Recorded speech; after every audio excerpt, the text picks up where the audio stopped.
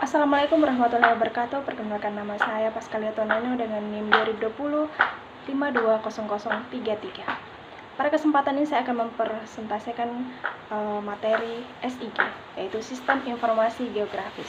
Nah, pengertian dari sistem informasi geografis itu sendiri merupakan seperangkat alat berbasis komputer yang memungkinkan untuk mengolah data spasial dan non-spasial untuk informasi yang berkaitan tentang muka bumi, serta digunakan untuk pengumpulan, penyimpanan, manipulasi, menganalisa, dan menampilkan data selanjutnya yang dipakai sebagai bahan untuk mengambil keputusan atau kebijakan.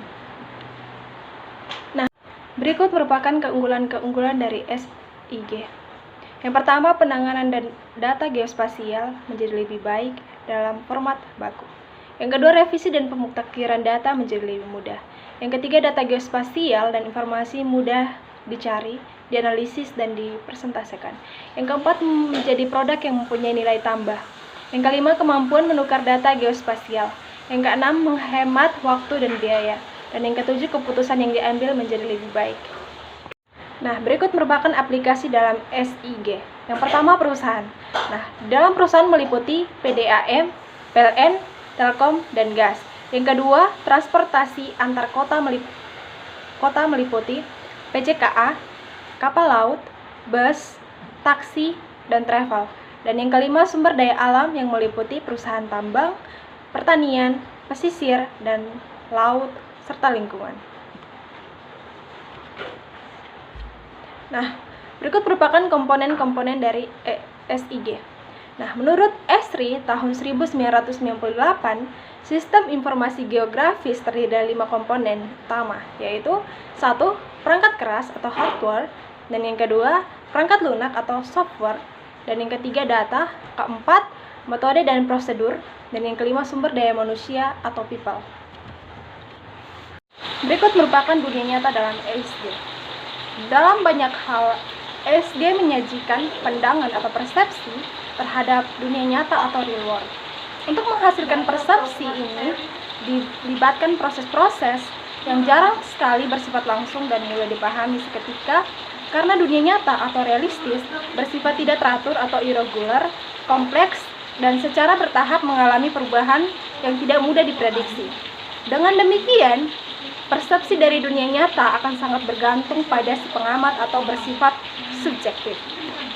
Dunia nyata dapat dideskripsikan dengan menggunakan fenomena-fenomena yang berbeda dan tidak terbatas, mulai dari partikel-partikel atomik hingga berdimensi lautan dan benua sekalipun. Dunia nyata hanya dapat dideskripsikan di dalam pengertian model-model yang membatasi konsep-konsep dan prosedur yang diperlukan untuk mentranslasikan pengamat kepada data yang dimengerti dan dibutuhkan dalam SIG itu sendiri. Data spasial SIG. Nah, data spasial SIG ini merupakan salah satu item dari informasi yang di dalamnya itu terdapat informasi mengenai bumi, termasuk permukaan bumi di bawah, permukaan bumi perairan, kelautan, dan bawah atmosfer. Nah, data spasial dan informasi turunannya digunakan untuk menentukan posisi dan identifikasi suatu elemen di permukaan bumi. Nah, berikut merupakan sumber data spasial. Nah, sumber data spasial ini terdiri dari beberapa, yaitu 1. Citra satelit, yang kedua peta analog, yang ketiga foto udara, yang keempat data tabular, yang kelima data survei.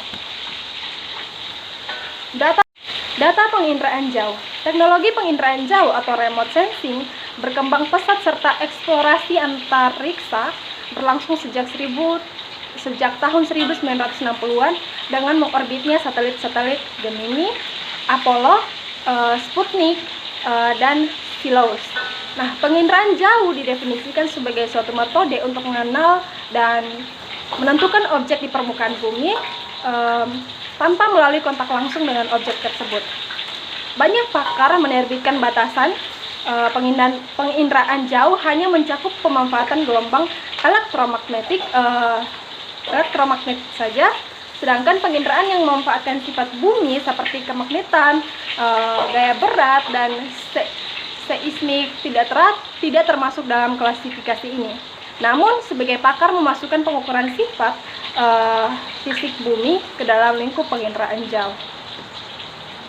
Nah, prinsip dasar penginderaan jauh. Nah, prinsip dasar penginderaan jauh ini terdiri dari beberapa komponen, yaitu satu, komponen dasar, yang kedua, teknologi penginderaan jauh, yang ketiga, sistem penginderaan jauh, yang keempat, data penginderaan jauh, yang kelima, proses data, dan yang kelima, interaksi energi.